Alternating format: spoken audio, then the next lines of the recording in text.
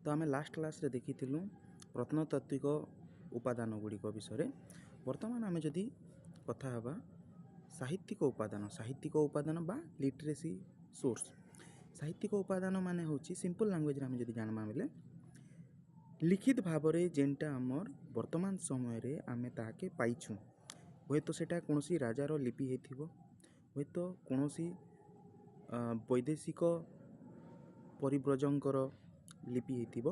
परिव्रज माने होची परिव्रज आमर परिव्रज जोटा रहिला परिव्रज होची वैदेशिक रु कोनोसी साहित्यिक गोटे कवि हो गोटे लेखक हो आमर भारत को परिभ्रमण करबा पई आसीथिबा समय रे से तार पुस्तक रे तार जीवन आत्मबली रे जहाँ सब से लिपिबद्ध करिकी रखी जाइछि सेगुडी को आमे कहूछु साहित्यिक उपादान। वैदेशिक साहित्य उपादान आमर स्वदेशिक साहित्य उपादान कौन ना भारत अंतस्थ भारत मध्य बा भारत अंतर रे थिबा जेते सब आमर परिव्रजक बा भ्रमणकारी माने प्रत्येक जगह भ्रमण करिकी तांको विषय रे सामाजिक हो धार्मिक हो सांस्कृतिक अवस्थार चित्र प्रदान करिसंती से सब आमर उपादान को आमर कहा गला साहित्यिक उपादान। गोटे ब्रीफ रे आम आके पढ़िबा देख भारत इतिहास अध्ययन पाई। तो भारत इतिहास आम जदि अध्ययन करबार लगी अनेक उपाय मध्य आमर जेन साहित्यिक रचना मध्य गोटे उपादान रही।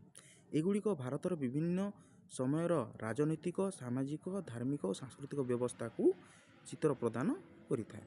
माने कौन कौन ना सामाजिक राजनीतिक धार्मिक। राजनीतिक माने राजा किपरि भाव शासन करथिला, सामाजिक माने समाज रे किपरि तांकर चलन थिला से कौन तांकर सामाजिक रीतिनीति थिला, धार्मिक माने केउ धर्म से अनुपालित करुथिले केउ धर्म को से माने मानुथिले, सांस्कृतिक तांकर संस्कृति कौन थिला। आम संस्कृति प्रायतः ओडिया संस्कृति होची जगन्नाथ संस्कृति। आम ओडिशार लोक जगन्नाथ संस्कृति उपरे आमे निर्भर करूचे बा आमर संस्कृति को जगन्नाथ संस्कृति भाव में आमे जानिछे। तो एतद व्यतीत अनेक परिव्रज केउ परिव्रजक ना वैदेशिक परिव्रजक माने जहाँ लिखि जाइछंती से भितरे मध्य आम निर्दिष्ट आम जो अतीतर घटनावली को प्रतिफलन रूप से देखा मिलूँ। प्रतिफलन माने से जिनिसटा आमर सेने देखा जाऊँचे तांकर जेन वैदेशिक विदेश आसथिबा लोक माने जेनटा लिखि जाइछन सेने भी आम देश विषय सेମିତି लेखा हेइछि। प्रत्नतात्विक विभाग रु बा प्रत्नतात्विक जो आमर खनन द्वारा हमको जहाँ जो आमर मुद्रा थिला आमर जो धर्मशास्त्र बा लिपि थिला आमर शिलालिपि गुड़ा थिला सेपरि भाव में आमर साहित्य उपादान हो साहित्यिक उपादान मध्य एक तन्मध्यरु ताको भी बहुत भाव में विभक्त करा जाइछि। जेंती आमर प्रत्नतात्विक रे आमर जेंती मुद्रा गोटे थिला तापर धर्मशास्त्र विषय किछि थिला सेपरि भाव में एइठी मध्य लेखा है। तो धर्म साहित्य कौन लिखाई कौन नहीं से विषय टिक देखिए। तो धर्म साहित्य रे वेदर स्थान अन्यतम बा अत्यंत उच्चरे थिला। वेद माने कौन प्रथम आसी थिला हमर कौन ऋग्वेद। तो प्रथम स्टार्ट हिथिला ऋग्वेद जोटी पाखापाखि 1028 ना केते 1028 ना 1080 ता मध्य मंत्र पाठ करा जाइछि। तापर आइसथिला ऋग पर साम साम पर यजुर यजुर पर अथर्व चारटी वेदर काम अलगा। ऋग वेदरे पूजा पाठ विषय लिखागला, सेमती साम वेदरे संगीत भाव विषय लिखागला, अथर्व वेदरे आमर जादू कला जादू एसब विषय लिखा जाइछि। यजुर्वेदरे आमर जो औषधीय कार्य रहिला औषध माने केंती से समय रे तैयारी करुथिले से विषय से लिखाई। जेमती तुम हिस्ट्री जियोग्राफी जोटा तुम इतिहास भूगोल रहिला बा अर्थशास्त्र रहिला सब जगह अलग अलग। इतिहास रे तुम ऐतिहासिक जिनिस लागल, भूगोल रे तुम भौगोलिक जिनिस जानल, अर्थनीति रे तुम इकोनॉमी विषय सेमती सब वेदर अलग अलग सब आमर लेखा थिला। विभिन्न वेद धर्म समाज व्यवस्था शासन व्यवस्था को प्रभृति ये जो आमर इतिहास रे अनेक दिगरे सूचना प्रदान करुथाए। सूचना माने कौन धर्म विषय कहला, समाज विषय कहला, तार व्यवस्था तार शासन ये सब केंती हिसाब रे आमर परिचालना करुथिले से सब विषय कहाला। आर्य मानक बसति स्थापन विषय कहाला,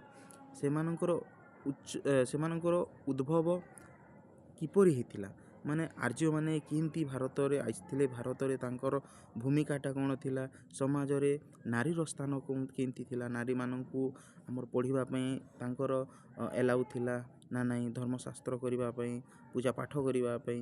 ଯଦି ଆମେ ଗୋଟିଏ ଜଗନ୍ନାଥ ସଂସ୍କୃତିରେ ଆମେ ଦେଖିବା ତ ଜଗନ୍ନାଥ ମନ୍ଦିର ଭିତରକୁ ଆମର ଯେଉଁ କେତୋଟି ଜାତି ଥିଲା, ଯେଉଁଟା ଆମର 4ଟା ଜାତି ରହୁଛି ଆମର, ଯେଉଁଟା ଗୋଟେ ଆମର ବ୍ରାହ୍ମଣ ରହୁଛି, କ୍ଷତ୍ରିୟ ରହୁଛି, ତାପରେ ଆମର ରହୁଛି ବୈଶ୍ୟ ଆଉ ଶୂଦ୍ର। ତ ପ୍ରାୟତଃ ଶୂଦ୍ରମାନଙ୍କୁ ମନ୍ଦିର ଗୁଡ଼ାକରେ ଏଲାଉ ନଥିଲା। ଆଉ କ'ଣ ହୁଏ ନା ତାଙ୍କେ ପୂଜା ପାଠ କରବାର୍ ଲାଗି ମନା ଥିସି। ଠିକ୍ ଅଛେ। ତ ଖାଦ୍ୟପେୟ, ତାଙ୍କର ବର୍ଣ୍ଣ, ତାଙ୍କର କୃଷି, ତାଙ୍କର ପୂଜା ପଦ୍ଧତି, ତ ସବୁ ବିଷୟରେ ଆମେ ଏଇଠି ଟିକେ ଟିକେ କରି ବର୍ଣ୍ଣନା କରାଯାଉଛି। କେଉଁଠି? ଧର୍ମ ସାହିତ୍ୟରେ ଆମର ବର୍ଣ୍ଣନା ହେଲା। ଭାରତ ଇତିହାସର ଉପାଦାନ ଯେଉଁଟା ଆମର ରହୁଛି, ତ ଏହା ବିଶେଷରେ ବିଶେଷ ଭାବରେ ଉଲ୍ଲେଖିତ ରହିଛି। ତାପରେ କ'ଣ ହେଇଛି ନା 6ଟି ବେଦାଙ୍ଗରେ ଶିକ୍ଷା, କଳ୍ପ, ନିରୁକ୍ତ, ଛନ୍ଦ, ବ୍ୟାକରଣ ଓ ଜ୍ୟୋତିଷ ଉପରେ ରଖାଯାଇଛି। ଆମର ଯେନ୍ 6ଟି ବେଦାଙ୍ଗ ରହିଲା, ବେଦର ତାର ଅଙ୍ଗ, ସେଇଠି ଶିକ୍ଷା ବିଷୟରେ ଲେଖାଗଲା, କଳ୍ପ ବିଷୟରେ ଲେଖାଗଲା, ନିରୁକ୍ତ, ଛନ୍ଦ, ବ୍ୟାକରଣ ଏବଂ ଜ୍ୟୋତିଷ ଉପରେ ମଧ୍ୟ ବିଶ୍ଳେଷଣ କରାଯାଇଛି। ଉପନିଷେଦରୁ ଅନେକ ଦାର୍ଶନିକ, ଆଧ୍ୟାତ୍ମିକ ତଥା ତଥ୍ୟ ମିଳିଥାଏ।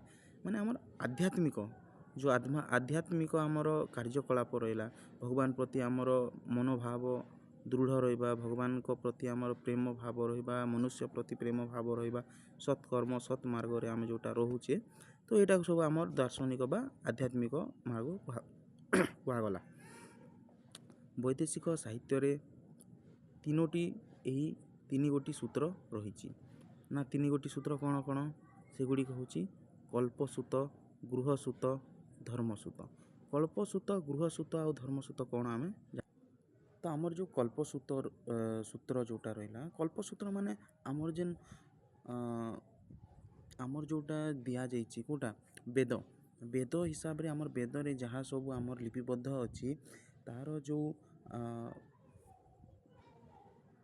ନିୟମ ଅଛି, ତ ତାର ନିୟମ ହିସାବରେ ଆମର ଯାହା ବି କାର୍ଯ୍ୟକଳାପ ଥିବ, ଆମେ ଯେଉଁଟା କରିବୁ ସେଇଟା ହେଲା କଳ୍ପସୂତ୍ର।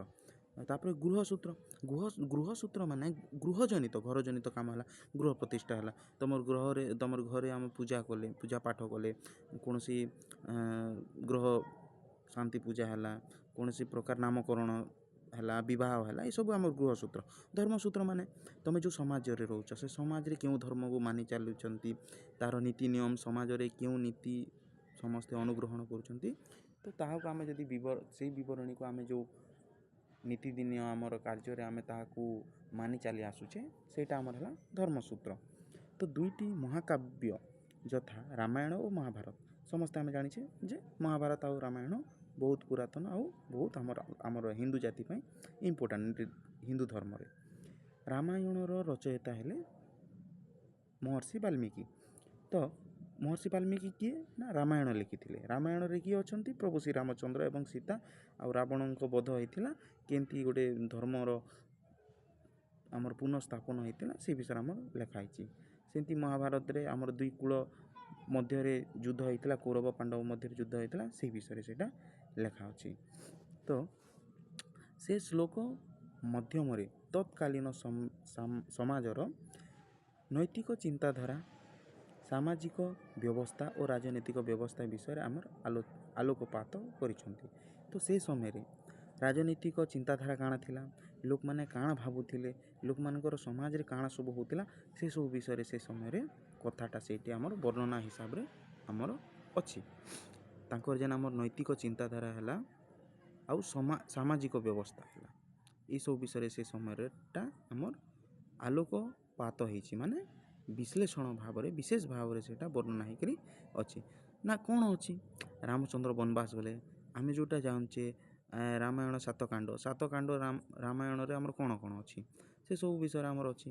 ତ ସେ ମଧ୍ୟରେ ରାମଙ୍କର ବନବାସ, ରାମ ରାବଣଙ୍କର ସଂଘର୍ଷ, ତାପରେ ରାମ ବିଜୟ କେମିତି ହେଲେ, ତ ଏସବୁ ଜିନିଷ ଆମର ରାମାୟଣ ସୃଷ୍ଟି ହେବାର ଏକ ବିଶେଷ ତାର ପ୍ରୁଫ୍ଟା ହେଲା। ତାପରେ ବ୍ୟାସଦେବ ମହାଭାରତ ଆମର ରଚନା କରିଛନ୍ତି। ତ ରଚୟିତା କିଏ ନା ବ୍ୟାସଦେବ। ତ ବ୍ୟାସଦେବ କ'ଣ ବୋଲି କହିଛନ୍ତି, ଆମର ଯେଉଁ କୌରବ ରହିଲେ ପାଣ୍ଡବ ରହିଲେ ତାଙ୍କ ମଧ୍ୟରେ ଯୁଦ୍ଧ ହେଇଥିଲା। ଯୁଦ୍ଧ କାହିଁକି ହେଇଥିଲା, ଯେତେବେଳେ ଆମର କୂଟନୀତି ସେ ସମୟରେ ହେଇଥିଲା। କୂଟନୀତି ମାନେ କ'ଣ, ଯେ ଯେତେବେଳେ ଶକୁନି ଆଉ ତାଙ୍କ ମଧ୍ୟରେ ଆମର ପାଣ୍ଡବ ଆଉ କୌରବ ମଧ୍ୟରେ ପାଶା ଖେଳ ହୋଇଥିଲା, ଯେଉଁଟା ସେ ସମୟରେ ସେ ଆମର ପାଣ୍ଡବମାନେ ଗରିବ ହେଇଗଲେ, ଧୀରେ ଧୀରେ ସେମାନେ ଧନହୀନ ହେଇଗଲେ। ଶେଷରେ ସେ ଦ୍ରୌପଦୀଙ୍କୁ ଲଗେଇ ଦେଇଥିଲେ ଗୋଟେ ତାଙ୍କର ଚାଲରେ। ସେ ସମୟରେ ଦ୍ରୌପଦୀଙ୍କର ମାନହାନି ହେଇଥିଲା। ଭରି ସଭା ଆମେ ତାଙ୍କର ଯେଉଁ ମାନହାନି ହେଲା, ସେଥିପାଇଁ ତାଙ୍କର ମନରେ ଯେଉଁ ରହିଥିଲା ନାରୀ ପ୍ରତି ଯେଉଁ ନିର୍ଯାତନା ହେଇଥିଲା, ତା ପାଇଁ ହିଁ ଏହି ମହାଭାରତଟା ସୃଷ୍ଟି ହେଇଥିଲା। ଝିମିଟି ଖେଳରୁ ମହାଭାରତ, ଯେଉଁ ଆମର ଓଡ଼ିଆରେ ଏକ ଯେଉଁ ରହୁଛି କଥାବଳୀଟା। ତାପରେ ଆଚ୍ଛା, ସେ ମହାଭାରତରେ ଆମେ କ'ଣ ଜାଣୁଛୁ, ସେ କୂଟନୀତିଟା ଜାଣୁଛୁ, ତାଙ୍କର ସାମାଜିକ ବ୍ୟବସ୍ଥା, ରାଜନୈତିକ ଧାର୍ମିକ ଅବସ୍ଥା ତାଙ୍କର କେମିତି ଥିଲା, ସେସବୁ ବିଷୟରେ ଆମର ଜଣାପଡ଼ୁଛି। ତାପରେ ଅଷ୍ଟଦଶ ପୁରାଣରେ ଅନେକ ଐତିହାସିକ ତଥ୍ୟ ରହୁଛି। କେଉଁ ସମୟରେ, ଅଷ୍ଟଦଶ ସମୟର ଆମର ଐତିହାସିକ ଯେଉଁ ତଥ୍ୟ ଗୁଡ଼ା ରହିଲା, ସେଇଠି ଆମର ପୌରାଣିକ ବିଷୟରେ ବହୁତ ଲିପିବଦ୍ଧ ହେଉଛି। ସେ ମଧ୍ୟରୁ ବିଷ୍ଣୁ ପୁରାଣ ହେଲା, ମତ୍ସ୍ୟ ପୁରାଣ ହେଲା, ବାୟୁ ପୁରାଣ ହେଲା। ତାପରେ ବିଭିନ୍ନ ବଂଶର ଇତିହାସ ଏବଂ ବଂଶଲତା ବିଷୟରେ। ବଂଶଲତା ମାନେ କ'ଣ, କାହା ପରେ କିଏ ସେଇ ବଂଶରେ ରାଜା ହେଲା। ଆଗେ କ'ଣ ହେଉଥିଲା ନା, ରାଜାଙ୍କର ପୁଅ ରାଜା ହେବ, ବଡ଼ ପୁଅ ହେବ ନା ଛୋଟ ପୁଅ ସାନ ପୁଅ ହେବ, ସେଇଟା କିଛି ନଥିଲା। ମାନେ କେମିତି ଥିଲା ନା, ଯିଏ ଆମର ଉଚିତ ଭାବରେ ରାଜ୍ୟକୁ ସମ୍ଭାଳି ପାରିବ ସେ ରାଜା ହେଉଥିଲା। ମାନେ ଗୋଟେ ଭାଇ ଆଉ ଗୋଟେ ଭାଇକୁ ସେ ମାରି ଦେଇକିରି ସେ ପୁଣି ସିଂହାସନରେ ଚଢ଼ୁଥିଲା। ତାର ଗୋଟେ ମହାମନ୍ତ୍ରୀ ମାରି ଦେଉଥିବ, ସେ ପୁଣି ଚଢ଼ୁଥିଲା। ତ ଏହି ହିସାବରେ ରାଜା ଯିଏ ତାକତବର ଥିଲା ସେ ସିଂହାସନରେ ଚଢ଼ୁଥିଲା। ଆଗେ ସେମିତି ହିଁ ଆମର ରାଜ୍ୟ ଶାସନ ହେଉଥିଲା। ଏଥିରେ ଅନେକ ସ୍ଥାନର ନାମ ରହିଛି। କେଉଁଠି, ଆମର ଯେଉଁ ପୁରାଣ ଗୁଡ଼ା ହେଲା ଏଇଠି ରହିଛି, ଯାହାକି ପ୍ରାଚୀନ ଭୂଗୋଳ ଅବସ୍ଥା ବିଷୟରେ ବର୍ଣ୍ଣନା ବା ସୂଚନା ଆମକୁ ଦେଉଛି। ଯଦି ଆମେ ବୌଦ୍ଧ ସମାଜ ବିଷୟରେ କହିବା, ବୌଦ୍ଧର ଆମର ଇତିହାସ ଅନେକ ପୁରାତନ। ଆଉ ଏଠାରେ ଆମର ତଥ୍ୟ ଉନ୍ମୋଚିତ ହେଉଛି କେଉଁଠି, ଯେଉଁ ଆମର ବୌଦ୍ଧ ଧର୍ମ ଗ୍ରନ୍ଥ ଗୁଡ଼ା ରହିଲା, ସୁତ୍ତ ପିଟକା, ବିନୟ ପିଟକା ଓ ଅଭିଧର୍ମ ପିଟକା। ଯଥାକ୍ରମେ ବୌଦ୍ଧ ଧର୍ମର ନିୟମ ମାନେ ସୂତକ ପିଟକା, ବିନୟ ପିଟକା ଏବଂ ଅଭିଧର୍ମ ପିଟକା। ଏହାକୁ ତ୍ରିପିଟକା କୁହାଯାଏ। ଓ ତ୍ରିପିଟକାରେ ଏହାର କାମ କ'ଣ ନା, ଏଇ ତ୍ରିପିଟକ ଆମର ଯେଉଁ ପ୍ରଥମେ ରହିଲା ସୁତ୍ତ ପିଟକା। ତ ସୁତ୍ତ ପିଟକାର କାମ କ'ଣ, ସୁତ୍ତ ପିଟକାରେ ହେଲା ଆମର ଯେଉଁ ବୁଦ୍ଧଦେବ ଯାହା ସବୁ କହିଗଲେ, ତ ସେ ଯେଉଁ ଶିକ୍ଷାଦାନ କରିଗଲେ, ସେ ସବୁ ଶିକ୍ଷାଦାନକୁ ଆମେ ଅନୁଗ୍ରହଣ କରିବା ହେଉଛି ସୁତ୍ତ ପିଟକା। ବିନୟ ପିଟକା ମାନେ ଯିଏ ସବୁ ଆମର ବୌଦ୍ଧ ଧର୍ମକୁ ଗ୍ରହଣ କରିଛନ୍ତି, ସେଇ ସଂଘର ନିୟମ ଯାହା ରହିଲା, ଯେଉଁ ମଙ୍କ ମାନେ ବା ଯିଏ ଆମର ସେଇଠି ଗୁରୁ ରହିଲେ, ବୁଦ୍ଧ ଗୁରୁମାନେ ରହିଲେ, ସେ କିପରି ରହିବେ, କ'ଣ ଖାଇବେ, କ'ଣ ପିନ୍ଧିବେ, କ'ଣ କେମିତି ତାଙ୍କର ଜୀବନଯାପନ କରିବେ, ସେସବୁ ବିଷୟରେ ସେଇଠି ଲେଖା ହେଇଛି। ଆମର ଯେଉଁ ଆଉ ଗୋଟେ ରହିଲା ଅଭିଧର୍ମ ପିଟକା।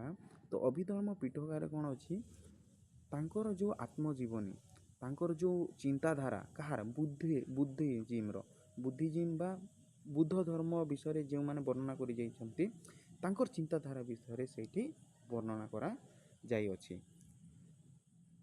ଯଥାକ୍ରମେ ବୌଦ୍ଧ ଧର୍ମର ନିୟମ, ସଂଘ ଜୀବନ ଓ ବୌଦ୍ଧ ଦର୍ଶନ ବିଷୟରେ ଉଲ୍ଲେଖ ଏଇଠି ଅଛି, ଯେଉଁଟା ମୁଁ ତୁମକୁ ବିଶ୍ଳେଷଣ ଭାବରେ ବୁଝାଇଲି। ଅଙ୍ଗୁତ୍ତର, ଆମର ଯେଉଁଟା ଅଙ୍ଗୁତ୍ତର ନିକୟା ଖ୍ରୀଷ୍ଟପୂର୍ବ 6ଠ ଶତାବ୍ଦୀ ବେଳକୁ ଗଢ଼ି ଉଠିଥିବା ମହାଜନପଦ ଗୁଡ଼ିକ ଉପରେ ଆଲୋକପାତ କରିଥିଲେ। କିଏ, ଅଙ୍ଗୁର ନିକୟା। ତ ଅଙ୍ଗୁତ୍ତର ନିକୟା ଯିଏ ରହିଲେ ଖ୍ରୀଷ୍ଟପୂର୍ବ, ମାନେ ଏଇଟା ଆମର ପୁରାତନ ଇତିହାସ ବିଷୟରେ ପଢ଼ୁଛେ, ଏନସିଏଣ୍ଟ ହିଷ୍ଟ୍ରି ବିଷୟରେ ପଢ଼ିଲେ। ତ 6ଠ ଶତାବ୍ଦୀ ଏହି ସମୟରେ ସେ କ'ଣ, ମହାଜନପଦ ମାନେ କ'ଣ ନା, କିଛି ଲୋକମାନେ ମିଶିକରି ଜନପଦ ବନେଇଲେ, କିଛି ଜନପଦ ମିଶିକରି ମହାଜନପଦ ବନେଇଲେ। ମାନେ କେତୋଟି ପରିବାର ମିଶିକରି ବା କେତୋଟି ମେମ୍ବର ମିଶିକରି ଗୋଟେ ପରିବାର ସୃଷ୍ଟି ହେଲା, କେତୋଟି ପରିବାର ମିଶିକରି ଗୋଟେ ଆମର ଯେଉଁ ୱାର୍ଡ଼ ସୃଷ୍ଟି ହେଲା, ୱାର୍ଡ଼ ମିଶିକରି ଗୋଟେ ଗାଁ, କେତୋଟି ଗାଁ ମିଶିକରି ଗୋଟେ ପଞ୍ଚାୟତ ସୃଷ୍ଟି ହେଇଛି। ସେଇ ପ୍ରକାର କେତେ ଲୋକ, କେତୋଟି ଆମର ଜାତି ଜନଜାତି ଯାହା ବି ହଉ, ସେଇ ଟ୍ରାଇବାଲ୍ ପିପୁଲ୍ମାନଙ୍କୁ ନେଇକରି ଗୋଟେ କିମ୍ବା ତାଙ୍କ ମିଶିକରି ଗୋଟେ ଜନପଦ ସୃଷ୍ଟି ହେଲା। ସେଇ ଜନପଦ ଗୁଡ଼ାକ ମିଶିକରି ମହାଜନପଦ ସୃଷ୍ଟି ହେଇଛି। ବୌଦ୍ଧ ଜାତିର ତାଙ୍କର ଯେଉଁ ବସ୍ତୁରେ ଏବଂ ଧର୍ମୀୟ, ସାମାଜିକ, ରାଜନୈତିକ ଅବସ୍ଥାର ପ୍ରତିଫଳନ ଦେଖିବାକୁ ମିଳିଥିଲା। କେଉଁଠି? ତାଙ୍କର ଯେଉଁ ଧର୍ମ ଗ୍ରନ୍ଥ ଗୁଡ଼ା ଲେଖି ଯାଇଥିଲା ସେଇଠି। ସେପରି ଦୀପବଂଶ, ମହାବଂଶ, ବିଦ୍ୟବାଦନ, ମିଳିନ୍ଦ ପଦ୍ମ ଏସବୁ ବୌଦ୍ଧ ଗ୍ରନ୍ଥର ଐତିହାସିକ ତଥ୍ୟ ବୋଲିକରି ଆମର ଜଣାଯାଏ। ଏସବୁ ଆମର ସିମ୍ପଲ୍ ଯେଉଁଟା ଆମର ରହିଲା ଗ୍ରନ୍ଥ ମାନେ ସେଇଟା। ଏଇଟା ଇମ୍ପୋର୍ଟାଣ୍ଟ ଏତିକି ନୁହଁ, ନର୍ମାଲ୍ ଜଷ୍ଟ ସର୍ଟ କୋଶ୍ଚିନ୍ ପାଇଁ ଜାଣିଥାଉ। ତାପରେ ଜୈନ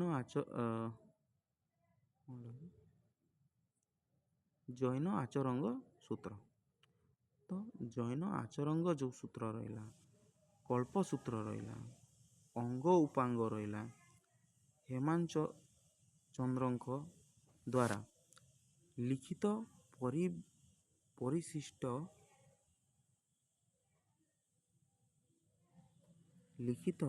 ପରିଶିଷ୍ଟ ପର୍ବଣରେ ଜୈନ ଧର୍ମ, ସାହିତ୍ୟ, ସାମାଜିକ ବ୍ୟବସ୍ଥା ଚିତ୍ର ରହିଛି। ତ ଏଇସବୁ ଯେନ୍ ଆମର ରହିଲା କ'ଣ ଯେ ଆଚରଙ୍ଗ ସୂତ୍ର ରହିଲା, କଳ୍ପସୂତ୍ର ରହିଲା, ଅଙ୍ଗ ଉପାଙ୍ଗ ରହିଲା, ଏଇଟା ସବୁ କିଏ ଲେଖିଛ ନା ହେମଚନ୍ଦ୍ରଙ୍କ ଦ୍ୱାରା ଲିଖିତ ହେଇଛି। ସାହିତ୍ୟ, ସାମାଜିକ ଅବସ୍ଥାର ଚିତ୍ର ଏଇଟା ଆମର ରହିଲା। ତାପରେ ଜୀବନ ଚରିତ୍ର ବିଷୟରେ ଆମର ଅଛି। ଜୀବନ ଚରିତ୍ର ମାନେ ସେ ସମୟରେ କେମିତି ତାଙ୍କର ଜୀବନଯାପନ କରୁଥିଲେ। ଜୀବନ ଚରିତ୍ର ଦ୍ୱାରା କେତେକ ରାଜାଙ୍କର ଆଦ୍ୟ ଜୀବନ ବିଷୟରେ ଆମେ ଜାଣିପାରିବା। ସିଂହାସନ କେବେ ଆରୋହଣ କଲେ ସେଇଟା ଜାଣିପାରିବା। ରାଜ୍ୟ ଜୟ କ'ଣ ରାଜ୍ୟକୁ ଜୟ କରିଥିଲେ ଜାଣିପାରିବା। ଧର୍ମନୀତି ବିଷୟରେ ତାଙ୍କର ଜାଣିପାରିବା। ଏହା ଛଡ଼ା ସାମାଜିକ ଅବସ୍ଥାର ଧାରଣା, ତାଙ୍କର ସମାଜରେ କିପରି ଲୋକମାନଙ୍କର ଅବସ୍ଥା ଥିଲା, ମାନେ ଲୋକ ଧନୀ ଥିଲେ, ଗରିବ ଥିଲେ, ଚାଷୀ ଥିଲେ ନା ସେମାନେ ଖାଲି ଯୁଦ୍ଧ କରୁଥିଲେ, ସେସବୁ ବିଷୟରେ ଜାଣିବା। ଯଦି ଆମେ ବାଣଭଟ୍ଟଙ୍କ ହର୍ଷଚରିତ ଦେଖିବା, ଏଇଟା ହେଉଛି ତାଙ୍କ ଏକ ପ୍ରମୁଖ ଜୀବନୀ ଗ୍ରନ୍ଥ। ତାପରେ ରହିଲା ଆମର ବିଲ୍ହାଡ଼ଙ୍କ ରଚିତ ବିକ୍ରମାଦେବଙ୍କ ରଚିତ ଆମର ଯେଉଁଟା ରହିଲା। ତାପରେ ଜୟସିଂହ କୁମାରପାଳ ରଚିତ ଜୟସିଂହ ଯେଉଁଟା ରହିଲା। ତାପରେ ସନ୍ଧ୍ୟାକର ନନ୍ଦିନୀଙ୍କ ରାମଚରିତ ଓ ଚାନ୍ଦ ବରଦାଇଙ୍କର ପୃଥ୍ୱୀରାଜ ରାସୋ ଇତିହାସର ଉପଦେୟ ଜୀବନୀ ପୁସ୍ତକ ଭାବରେ ପରିଗଣିତ। ତ ଏଇଟା କୋଶ୍ଚିନ୍ରେ କେନ୍ତା ଆସିଯିବା ନା ହର୍ଷଚରିତ କିଏ ଲେଖିଛନ୍ତି, ବିକ୍ରମାଦେବଙ୍କ ରଚିତ କ'ଣ ଅଛି, କୁମାରପାଳ ରଚିତ କିଏ ଲେଖିଛନ୍ତି, ରାମଚରିତ କିଏ ଲେଖିଛନ୍ତି, ଏମିତି ହିସାବରେ ଆମର କୋଶ୍ଚିନ୍ରେ ପଳେଇଛି ସର୍ଟରେ। ଏଇଟା ଆମର ଗୋଟେ ଟେବୁଲ୍ ଫର୍ମାଟ୍ରେ ଏଇ ସାଇଟ୍ ଆମର ବୁକ୍ର ନାଁ ଆଉ ସେ ସାଇଟ୍ ଆମର କିଏ ଲେଖିଥିଲେ ସେଇ ହିସାବରେ ଆମେ ଯଦି ଲେଖିଦେବା ବୋଲେ ଭଲସେ ଜାଣିଯିମା। ଗୋଟେ ସର୍ଟ ହିସାବରେ ଆମର ରିଟେନ୍ କରି ରହିଯିବା। ଇତିହାସର ଉପଦେୟ ଜୀବନୀ ପୁସ୍ତକ ଭାବରେ ପରିଗଣିତ ହେଲା। ତାପରେ ଦେଖ ବିଶୋକା ଦତ୍ତ ସେ ଲେଖିଲେ ମୁଦ୍ରା ରାକ୍ଷସ। ମୁଦ୍ରା ରାକ୍ଷସ ଗୋଟେ ଇ ପ୍ରକାର ବୁକ୍ ଯେନ୍ ଆମର ଚନ୍ଦ୍ରଗୁପ୍ତ ମୌର୍ଯ୍ୟ ରହିଥିଲେ, ତାଙ୍କର ଟୋଟାଲ୍ ଜୀବନୀ ସେ କେମିତି କରି ରାଜା ହେଲେ, କେମିତି କରି ତାଙ୍କର ୱାଇଫ୍ଙ୍କ ଦେହାନ୍ତ ହେଇଥିଲା, ବିନ୍ଦୁସାର କେମିତି ଆମର ଯିଏ ଚନ୍ଦ୍ରଗୁପ୍ତ ମୌର୍ଯ୍ୟ ରହିଲେ ତାଙ୍କ ପୁତ୍ର ନାଁ ହେଲା ବିନ୍ଦୁସାର କେମିତି ଜନ୍ମ ହେଲେ, ତାଙ୍କର ପତ୍ନୀ କେମିତି ବିଷ ଖାଇକରି ମୃତ୍ୟୁବରଣ ହେଲା, ଏସବୁ ଜିନିଷ ବିଷୟରେ ଆମର ଯେନ୍ ବିଶୋକା ଦତ୍ତଙ୍କ ମୁଦ୍ରା ରାକ୍ଷସ ରହିଛେ, ଏଇଟା ବହୁତ ଇମ୍ପୋର୍ଟାଣ୍ଟ। ଏଇ ଯେନ୍ ମୁଦ୍ରା ରାକ୍ଷସ ବାଲା ସର୍ଟ କୋଶ୍ଚିନ୍ଟା ବହୁତ କୋଶ୍ଚିନ୍ ପଳାଇ ସେଇଟା।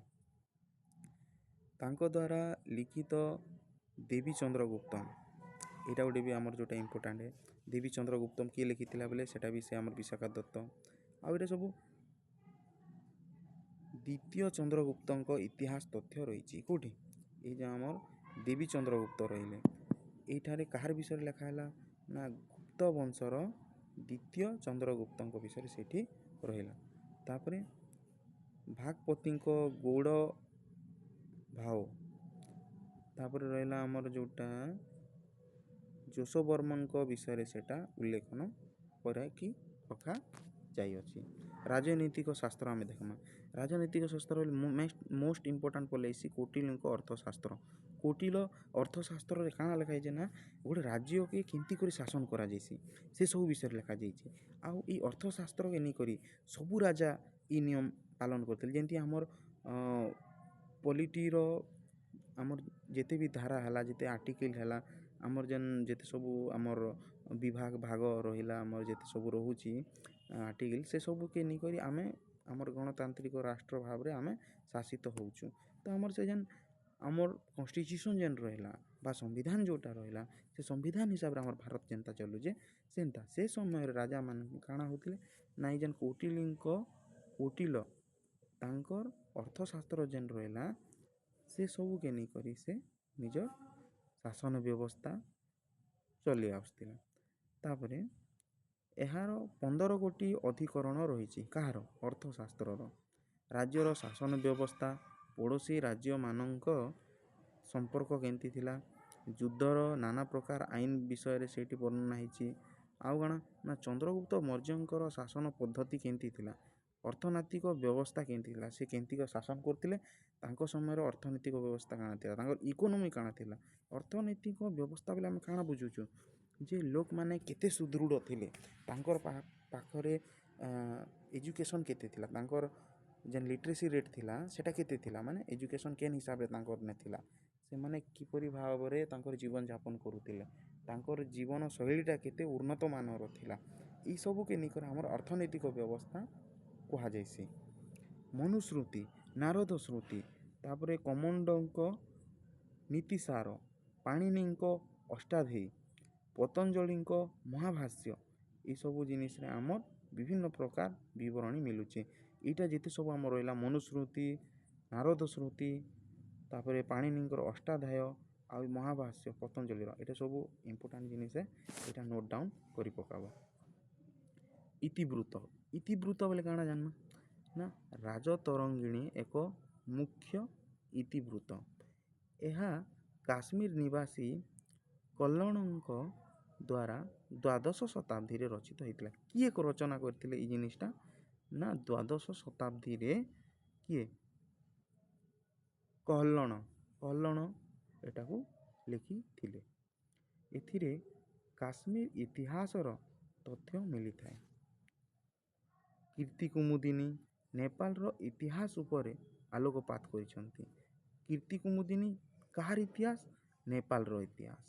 ତାପରେ ଚାରନାମା, ଯେଉଁଟା ଚାରନାମାରେ କ'ଣ ହେଇଛି ଯେ ମୁସଲମାନ ମାନଙ୍କର ସିନ୍ଧୁ ପ୍ରଦେଶ ଅଧିକାର ବିଷୟରେ ଲେଖା ହେଲା। ନା ମୁସଲମାନ ମାନେ କେନ୍ତାରି ସିନ୍ଧୁକେ ପ୍ରବେଶ କରିଥିଲେ ବା ସିନ୍ଧୁକେ ଅଧିକାର କରିଥିଲେ ସେ ବିଷୟରେ ଲେଖା ହେଉଛି। ସିନ୍ଧୁ ଗୋଟେ ନଦୀକେ ନେଇକରି ଆମର ସିନ୍ଧୁ ନଦୀକେ ନେଇକରି ଆମର ସିନ୍ଧୁ ପ୍ରଦେଶ ଗଠନ ହେଇଛି। ତାପରେ ରସମଲ୍ଲା ଗୁଜରାଟର ଅଞ୍ଚଳର ବିଷୟରେ ଇତିହାସ ବିଷୟରେ ସେ ପ୍ରତିପାଦନ କରୁଛି ବା ସେ ସେଇ ଜିନିଷ ବିଷୟରେ କହୁଛି। ତାପରେ ହେଲା ମାଦଳପାଞ୍ଜି, ସେଟା ଓଡ଼ିଶାର ବିଭିନ୍ନ ରାଜବଂଶ ବିଷୟରେ ଉଲ୍ଲେଖ ଭାବରେ ଅଛି।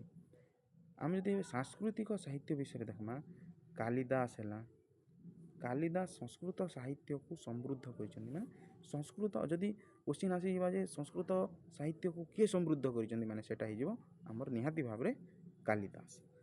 ତାଙ୍କର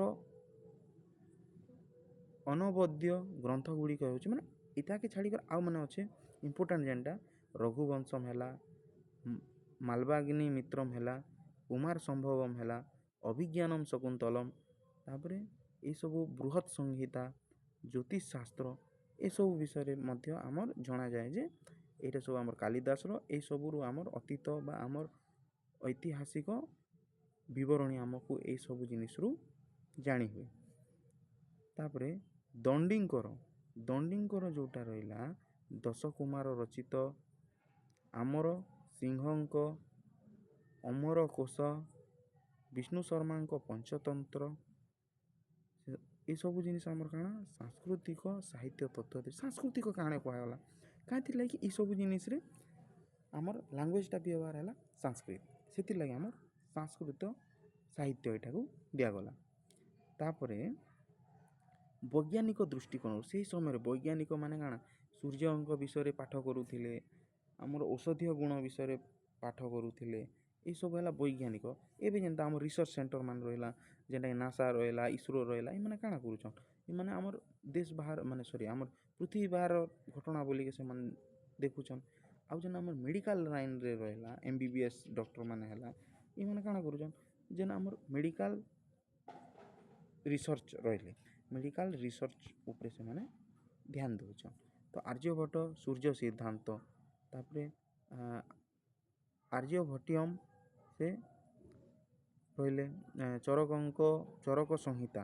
ଚରକ ସଂହିତାରେ କ'ଣ ଅଛି, ମେଡ଼ିକାଲ ବିଷୟରେ ରହିଲା, ମାନେ ମେଡ଼ିସିନ ବିଷୟରେ ରହିଲା। ତାପରେ ସୁଶ୍ରୁତ ସଂହିତା, ଏଇଟା ସବୁ ସୁଶ୍ରୁତ ସଂହିତାରେ ଆମର ସର୍ଜରୀ ବିଷୟରେ ରହିଛି।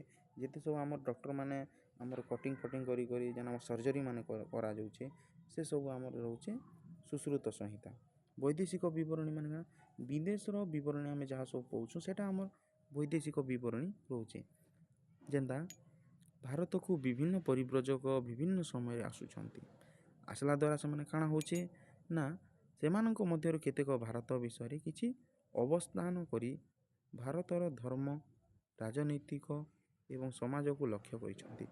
ଆଉ କ'ଣ କରିଛନ୍ତି ନା ସେମାନେ ଲେଖିକିରି ଯାଇଛନ୍ତି, ତାଙ୍କର ଯେନ୍ ପୁସ୍ତକ ରହିଲା ସେ ପୁସ୍ତକରେ ସବୁ ଲେଖାଯାଇଛି। ଯେନ୍ତା ଆମେ କହିଥିଲି ଯେ ଚନ୍ଦ୍ରଗୁପ୍ତଙ୍କ ବିଷୟରେ ମେଗାସ୍ଥିନିସ୍ ଲେଖା ହେଇଛି। ମେଗାସ୍ଥିନିସ୍ କିଏ, ସେ ଗ୍ରୀସରୁ ଆସିଥିଲେ, ନିକୋଲାର ବୋଲିକରି ଗୋଟେ ଲେଖିଛନ୍।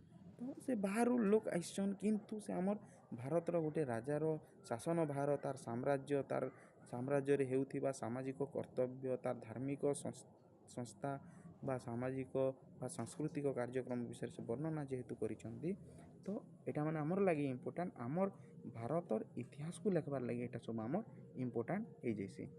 ଗ୍ରୀସ ରହିଲା, ଚୀନ ରହିଲା, ଆରବ ରହିଲା, ଏସବୁ ଜିନିଷର ଆମ ପରିବ୍ରଜକ ମାନେ ଆସୁଛନ୍ତି। ପୁଣି ଥରେ କହିଦେଉଛି, ପରିବ୍ରଜକ ହେଉଛି ଯେନ୍ମାନେ ବାହାର ଲୋକ ଆମର ଭାରତକେ ବୁଲିବାର ଲାଗି ଆସିଥିଲେ। ଚନ୍ଦ୍ରଗୁପ୍ତ ମୌର୍ଯ୍ୟଙ୍କ ସମୟରେ ଗ୍ରୀକ ପରିବ୍ରଜକ, ଯେଟା ଏବେ ଜଷ୍ଟ ଏକ୍ଜାମ୍ପଲ୍ ଦେଇଥିଲେ ମେଗାସ୍ଥିନିସ୍, ସେ ଆସିଥିଲେ।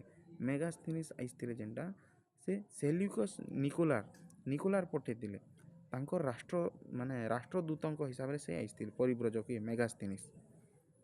ଚନ୍ଦ୍ରଗୁପ୍ତ ମୌର୍ଯ୍ୟଙ୍କ ଦରବାରରେ ଖ୍ରୀଷ୍ଟପୂର୍ବ 304ରୁ ଖ୍ରୀଷ୍ଟପୂର୍ବ 299 ପର୍ଯ୍ୟନ୍ତ ସେ 5 ବର୍ଷ ସେଇଠି ରହିକରି ତାଙ୍କର କାର୍ଯ୍ୟକଳାପ ଏବଂ ତାଙ୍କର ସାମ୍ରାଜ୍ୟ ବିଷୟରେ ସେ ବର୍ଣ୍ଣନା କରିକି ଯାଇଛନ୍ତି।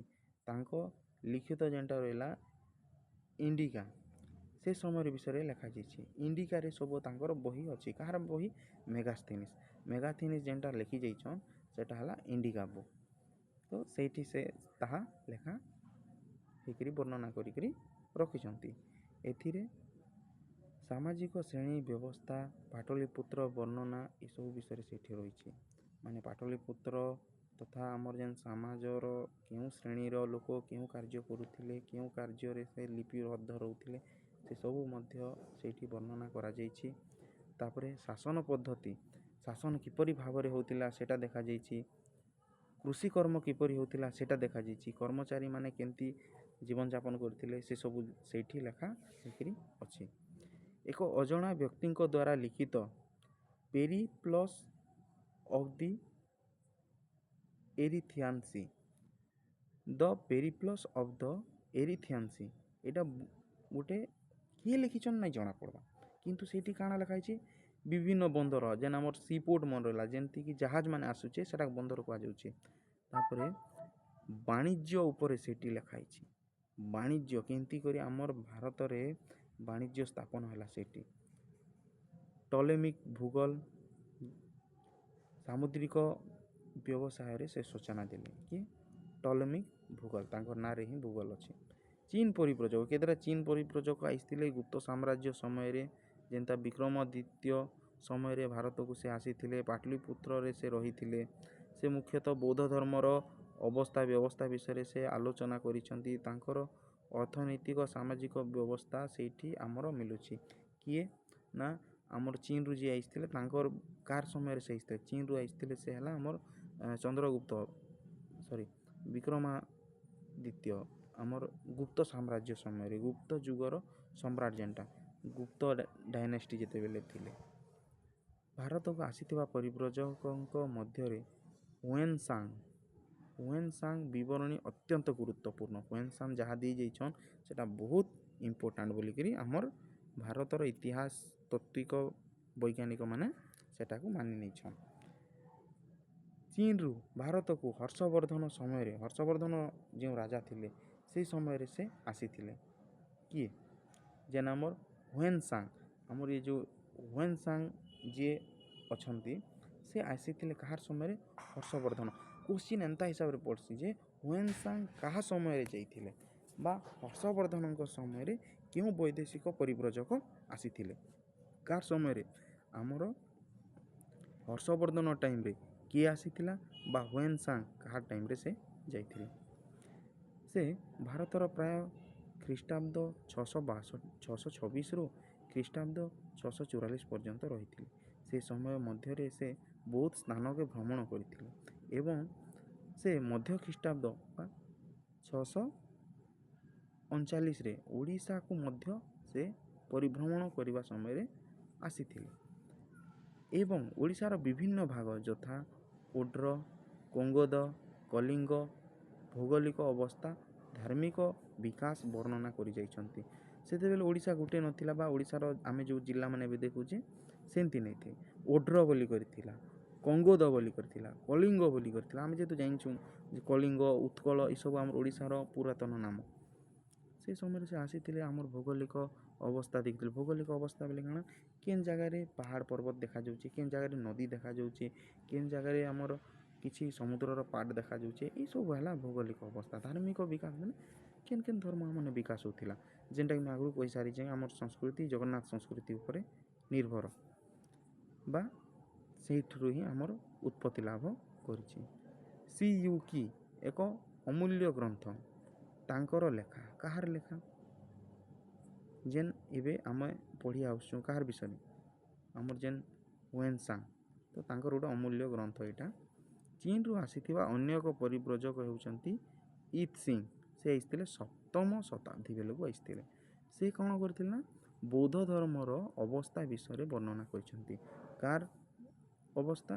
ବୌଦ୍ଧ ଧର୍ମ ବିଷୟରେ ଲୋକ କାଣା ଭାବୁଥିଲେ, କେନ୍ତା ଜୀବନଯାପନ କରୁଥିଲେ ସେ ସମୟର କଥା ସେନେ ଲେଖା ହେଇଛି।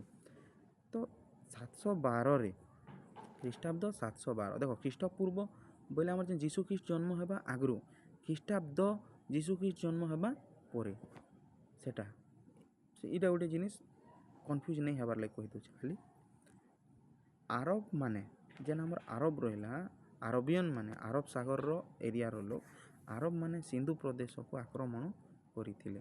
ତା ପରଠାରୁ ଭାରତ ଇତିହାସରେ ଅନେକ ତଥ୍ୟ ଆରବୀୟଙ୍କ ଲେଖାରୁ ମିଳିଥାଏ।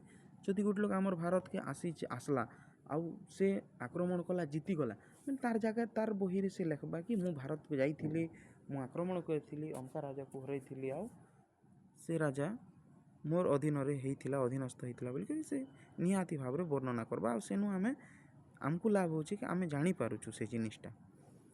ତାପରେ ଗଜନୀର ମାମୁଦଙ୍କ ସହ ଆଲବେରୁଣି ଭାରତକୁ ଆସିଥିଲେ। ଆମର ଯେନ୍ ଗଜନୀର ଯେନ୍ ଆମର ଯେନ୍ ସୁଲତାନ ଥିଲେ କି ମାମୁଦ ବା ରାଜା ଯିଏ ଥିଲେ ସେ ଆସିଥିଲେ ଆଲବେରୁଣି ସହିତ ଆସିଥିଲେ। ସେ ସଂସ୍କୃତ ଭାଷାରେ ପାରଦର୍ଶିତା ଲାଭ କରିଥିଲେ। ସେ କାଁ ଥିଲେ? ମାମୁଦ ଯଦି ଭାରତକେ ଲୁଟ୍ କରବାର୍ ଲାଗି ଆସବା ବୋଲେ ସେ ଏରିଆର ଲାଙ୍ଗୁଏଜ୍ ଜାଣିଲେ ହିଁ ସେ ଆସବା ଆଉ ସେ ଜାଗା ଦେଖବା। ତ ସେଥିର୍ଲାଗି ଏ ଯେଉଁ ଆମର ଆଲବେରୁଣି ଥିଲେ ତାଙ୍କେ ଭାରତର ଇତିହାସ, ଭାରତ ସଂସ୍କୃତି, ଭାରତର ସମସ୍ତ ଭାଷାକୁ ତାଙ୍କେ ଆଗରୁ ହିଁ ଶିଖେଇ ଦିଆଯାଇଥିଲା। ତାଙ୍କର ପୁସ୍ତକ ରହିଲା ତାରିଖ-ଇ-ହିନ୍ଦ ଯେନ୍ ରହିଲା ସେନେ ସାମାଜିକ ଅର୍ଥନୈତିକ ବିଷୟରେ ବର୍ଣ୍ଣନା କରାଯାଇଛି। ତାପରେ ରହିଲା ଆମର ମାର୍କୋପୋଳ। ସେ ତ୍ରୟୋଦଶ ଶତାବ୍ଦୀରେ ଭାରତକୁ ଆସିଥିଲେ। କେବେ? ନା ତ୍ରୟୋଦଶ ଶତାବ୍ଦୀରେ, 1300 ଶତାବ୍ଦୀରେ ସେ ଆସିଥିଲେ। ତାଙ୍କର ବ୍ୟାକରଣରୁ ଭାରତ ବିଭିନ୍ନ ଅଞ୍ଚଳରେ ସୂଚନା ମିଳିଥାଏ। ତାଙ୍କର ଯେନ୍ ବ୍ୟାକରଣ ନାହିଁ ବିବରଣୀ, ତ ତାଙ୍କର ଯେନ୍ ବିବରଣୀ ରହିଲା ସେଠାରେ ଆମର ଭାରତ ବିଷୟରେ ବହୁତ କିଛି ଲେଖା ଯାଇଥିଲା। ମହମ୍ମଦ ବିନ୍ ତୁଘଲକଙ୍କ ସମୟରେ ଇବନ ବତୁତା ଭାରତ ପରିଭ୍ରମଣ କରିଥିଲେ। ଇବନ ବତୁତା କାହାର ବେଲେ ଆସିଥିଲେ ମହମ୍ମଦ ବିନ୍ ତୁଗଲକ ସମୟରେ ଆସିଥିଲେ। ତ ମହମ୍ମଦ ବିନ୍ ତୁଗଲକ ସମୟରେ ଯେନ୍ ଆସିଲେ ସେ କିତାବ ଉଲ୍ ରହଲାର ରଚିତ କରିଥିଲେ ମାନେ ଲେଖିଥିଲେ। କାଣା ଲେଖିଥିଲେ ନା କିତାବ ଉଲ୍ ରହଲାର।